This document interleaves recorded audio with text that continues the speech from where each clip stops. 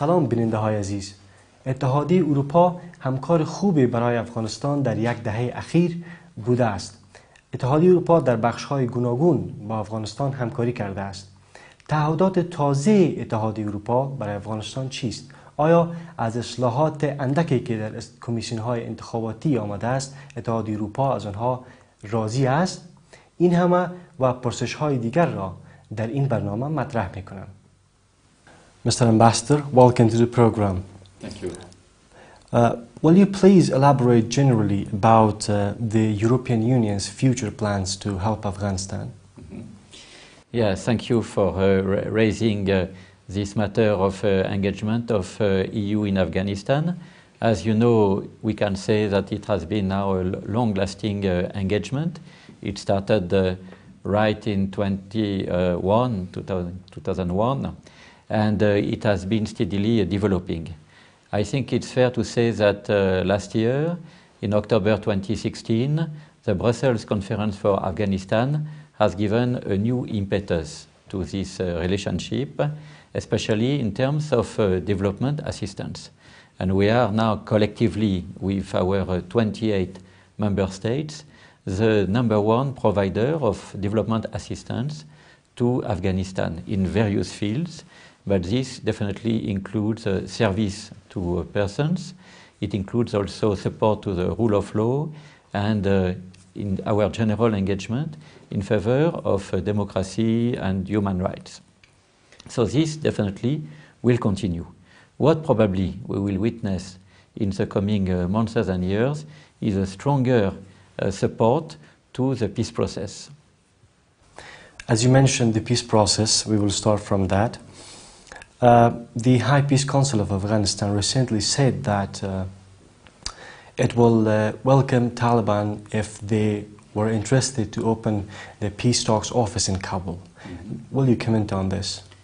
Well, I think this suggestion or offer made by the High Peace Council has to be set in its context. As for the European Union, what we are looking more directly at, are multiplying chances for peace in Afghanistan in relation to what is commonly called the Kabul peace process. There was a first meeting last 6th of June. There will be again a meeting in Kabul on the 1st of February. And there we see a fantastic opportunity to create a national consensus and even maybe to encourage a regional consensus in favor of peace in Afghanistan. If the opening suggested by the High Peace Council of a Taliban office in Kabul can bring a contribution to that, welcome, but it's not for me to have a final judgment on this matter.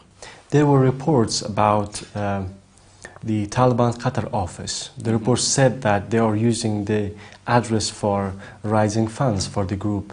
Will you comment on this? Well, I heard that, but frankly speaking, I don't have prime information about it. What is important is to have a channel of communication between the Afghan authorities, Afghan stakeholders, and the insurgents. Whether it is in Doha, in Kabul, or in any third country, I think is not a matter of prime importance. What is important, in my views, is to have a point of contact and that it is fully functional and that it serves the purpose, which is establishing peace in Afghanistan. This is what 34 million Afghans are waiting for. There were possibilities of closing the office, Qatar office, because of the claims that they were fundraising. Will it affect the peace process if the office was closed? Well, I think to stop, to close, to discontinue a channel of communication is never good news, especially at the current juncture where we feel that opportunities for peace are present more than ever. So if the Doha office is closed, to open another office somewhere else, fair enough. But if it is closed, that there is no, if I may say, plan B, this is not good news. Moving on to corruption issue. The government established the Anti-Corruption Criminal Justice Center months ago in order to assess big corruption cases. But it seems that those big corruption cases have been remained untouched. Is there any hope that this center will succeed in achieving its goals? What I'm glad to share with you and with the public which is watching us is that really fighting corruption, assisting all Afghan goodwill stakeholders to combat corruption is very high on the EU agenda. And I think it's fair to say that the determination showed by EU and its member states at the Brussels conference last October in urging the government to take very concrete action to combat corruption has translated already in some concrete reality. And here I refer to the adoption, it was last October, of this anti-corruption strategy. Now we hope that we consider it is a first step in the right direction, and we hope it will translate into further concrete realities.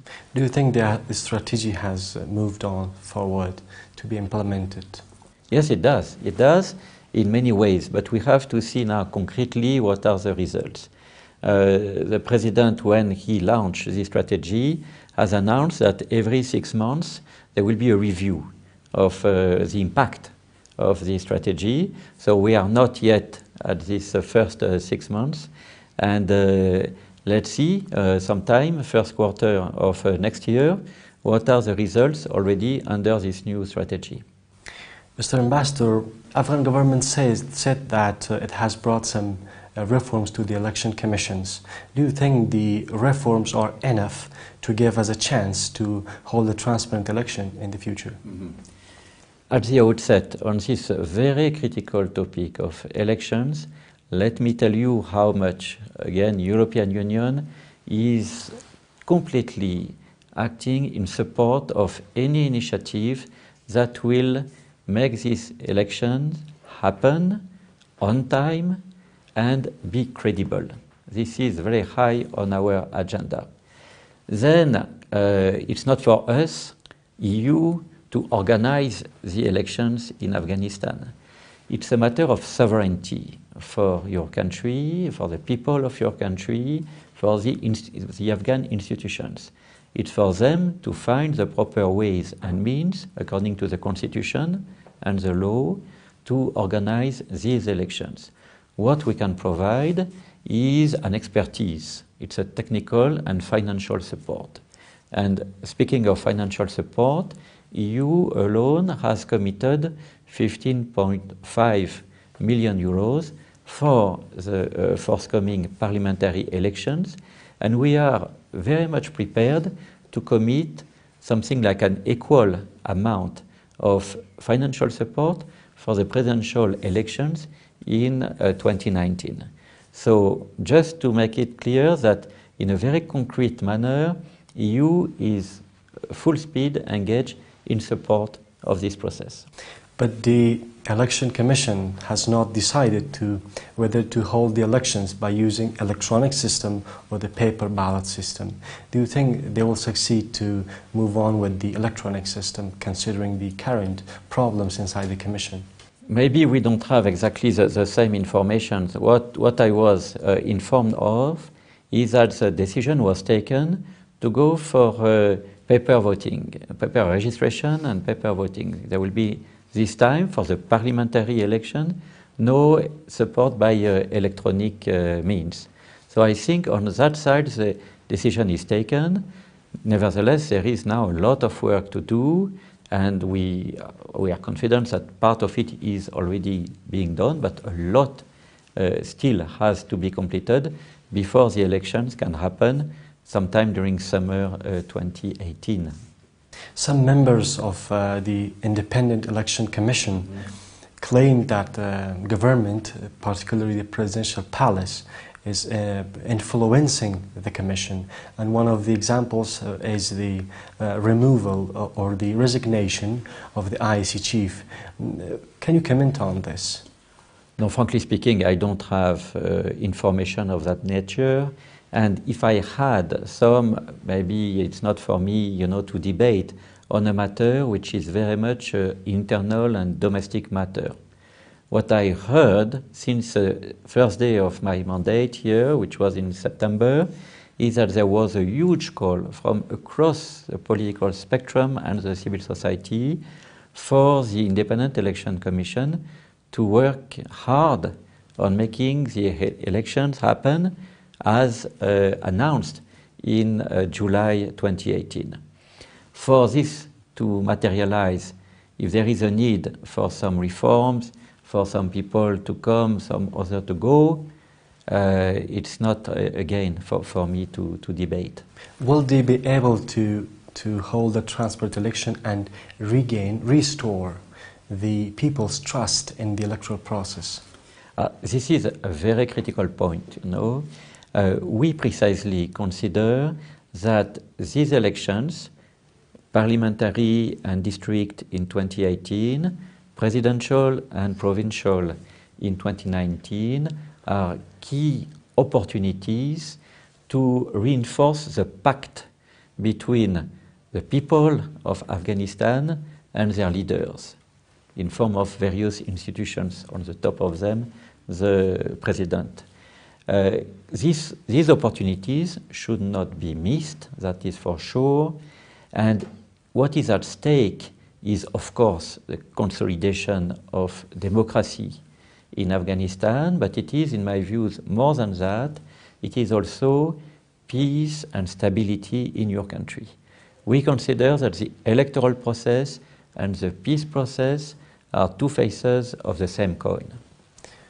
Moving on to another topic, do you have any figure about Afghan refugees who have migrated to European countries so far?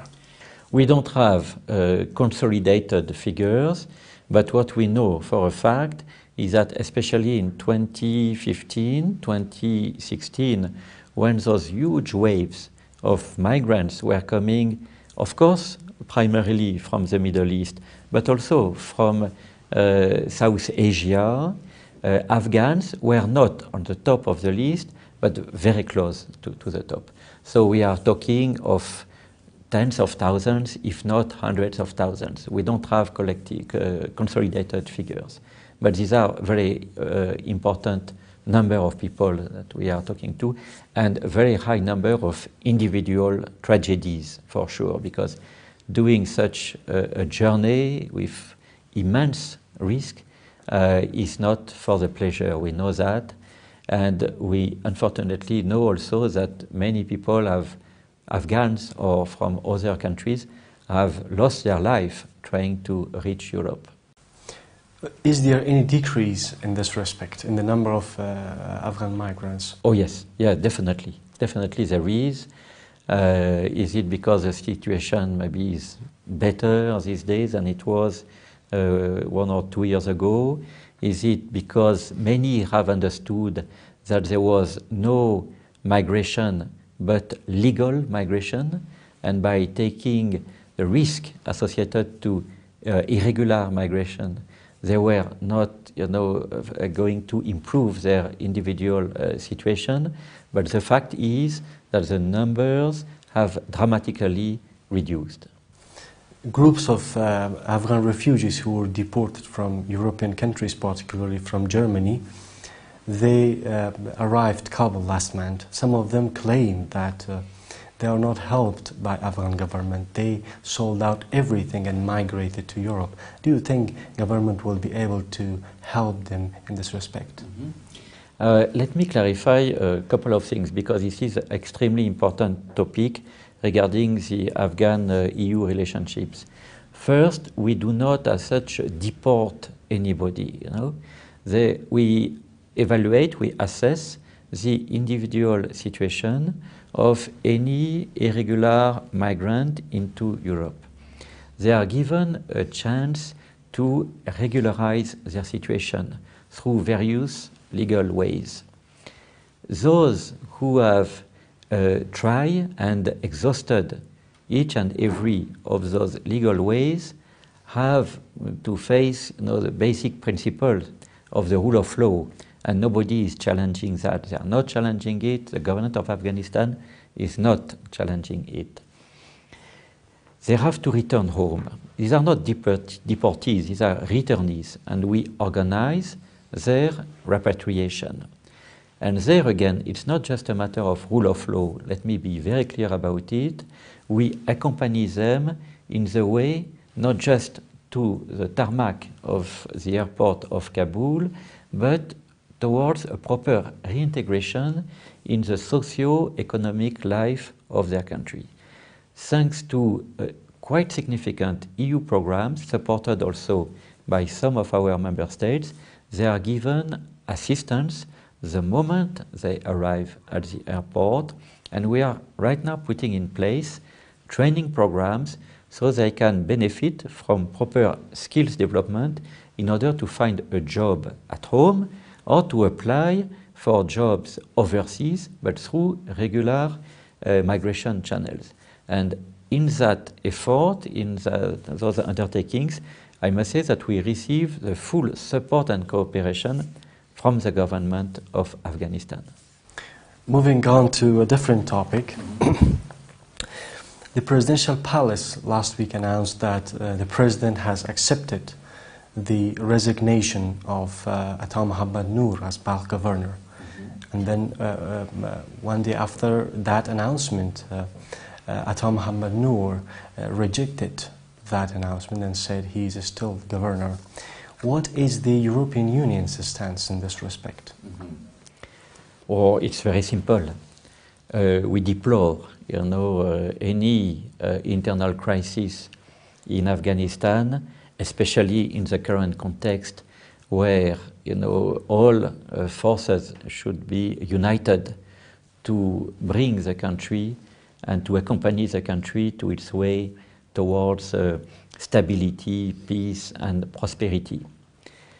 This being said, what you are referring to is typically a domestic issue on which, as such, European Union has no say.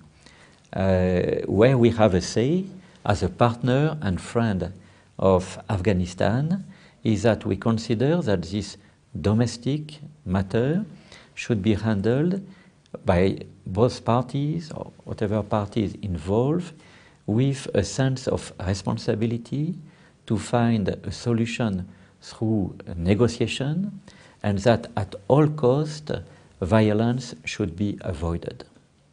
But Jamiat Islami Party of Afghanistan, which is part of this issue, in a statement called on the international community not to interfere in this matter. That's perfect. This is exactly what we are doing. No interference, no intervention. We are just encouraging the parties to find a solution through dialogue. This is not interference. What if this continued for a long time? Do you think it will affect the morale of the public, the Afghan people? They are kind of detached from the political issues that are going around in the country, and they are aware at once. Of course. This was my initial assessment, that it's not good news for the people of Afghanistan. I'm sure they wish that all individuals in a position of responsibility should contribute to strengthening the overall situation of the country. And this Balkh province that we are referring to, I was briefed that in economic terms it means a lot for the prosperity of Afghanistan. So it's also important in terms of trade, in terms of investment, that as soon as possible, under the best possible conditions, stability, political stability, comes back to this particular province. Mr. Ambassador, how do you foresee the political future of Afghanistan in the coming years? Well, this is a very broad question. I think one of the defining parameters for political trajectory of Afghanistan will be the peace process. I think from whether peace can finally, after 40 years of confrontations, of turbulences, can finally entrench in Afghanistan or not, this will determine not just the political scenario, but also, and let me mention that, the economic scenario. And economy, trade, investment, this is an area where European Union would like to become a stronger partner of your country. We have started working on it, but we have a very broad ambition. But nothing significant will happen until and unless peace becomes a reality in your country. So this is, in my view, the most important element.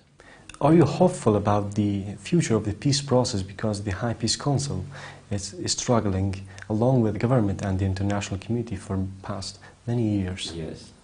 No, that's true. I am not especially optimistic, but I am not also pessimistic, I must say.